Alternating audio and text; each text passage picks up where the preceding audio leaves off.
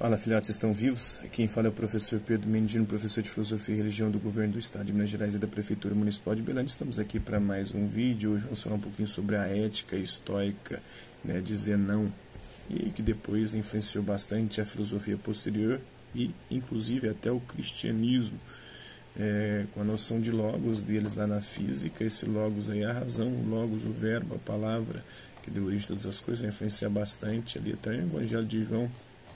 Nós vamos falar agora mais precisamente da ética, que trabalha a questão da moral, do comportamento humano, como que nós devemos agir para buscar e alcançar a felicidade. Então nós somos movidos por instintos e existe um instinto primigênio, segundo o estoicismo. Para eles, o bem é o que incrementa o nosso ser, o que acrescenta algo para nós. E o mal é o que nos danifica, que nos faz mal, que nos destrói, que nos fere, que nos machuca. Então o instinto primeiro não se refere apenas ao indivíduo, mas também à família, à sociedade, a todo o gênero humano, a toda a humanidade. Então o homem torna-se assim um animal comunitário, um animal social. O Aristóteles já tinha falado isso, que o homem é um animal político, ou seja, um animal da polis, que vive na cidade-estado, em sociedade, um animal social, comunitário, e todos os homens são iguais. Isso é uma novidade no mundo antigo, esse igualitarismo entre todos os homens. Ele dizia, o Zenão, que era um cidadão do mundo, era um cosmopolita, um cidadão, um habitante da polis mundial. Então, porque todos nós somos iguais, então não há mais distinção de pessoas. Os gregos costumavam fazer uma distinção de pessoas, os gregos e os bárbaros. Inclusive, os bárbaros vêm justamente disso, de não saber falar a língua grega, de balbuciar. Então, eles não sabiam falar a linguagem dos homens civilizados. O próprio Aristóteles vai justificar a escravidão nesse sentido, porque o escravo ele não consegue ter um intelecto, o logos, a razão igual ao do homem grego, do homem livre grego. Então, todos os homens são iguais, as ações perfeitas se verificam quando o instinto primeiro aplica-se ao logos, ou seja, a razão que está em nós. Então, existe uma razão que rege o universo, todas as coisas, nada acontece por acaso, existe uma razão também que nos governa. Quando, ao invés aí, se aplica aos indiferentes, como a riqueza, a pobreza, a saúde, a doença, verificam-se os deveres.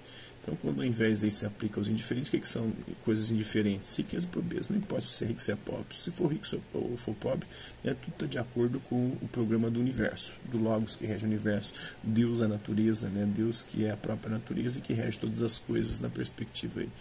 A gente não tem que se preocupar nem com a saúde nem com a doença, e seguir, fazer o que nós devemos fazer.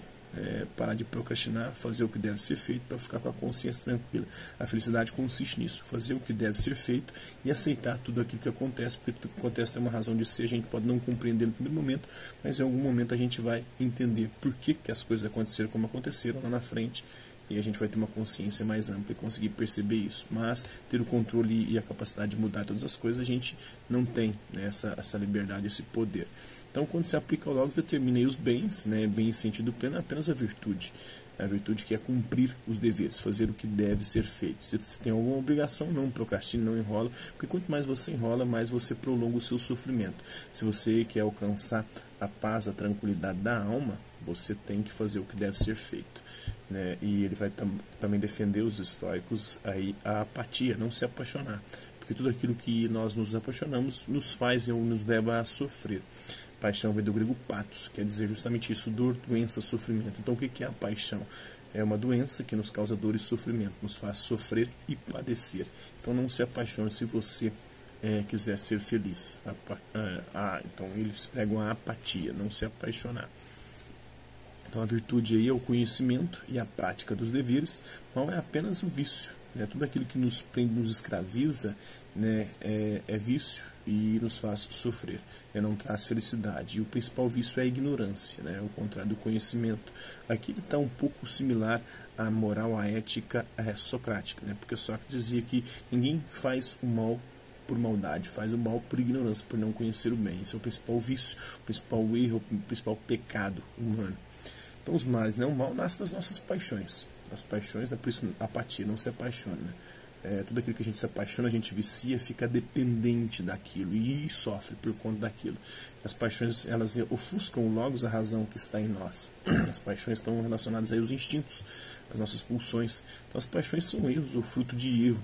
e, portanto, devem ser canceladas e não moderadas. É a apatia, né? O ideal ético, então, dos estoicos é, portanto, a apatia. Não se apaixone se você quer ser feliz, se você quer se comportar também de forma equilibrada e correta. A melhor forma de se comportar é não se apaixonando, é deixando-se guiar pela razão, fazendo aquilo que deve ser feito. Nós somos animais sociais, nós devemos buscar aí a razão que está em nós, e não nos preocuparmos com o que acontece, porque tudo que acontece tem uma razão de ser, nada é por acaso. Então essa é a filosofia ética, é a filosofia moral dos estoicos, né? Dizer não, espero que vocês tenham gostado do vídeo, tenham compreendido o conteúdo que possa ter os ajudado aí. Hasta la vista, babes, e até a próxima.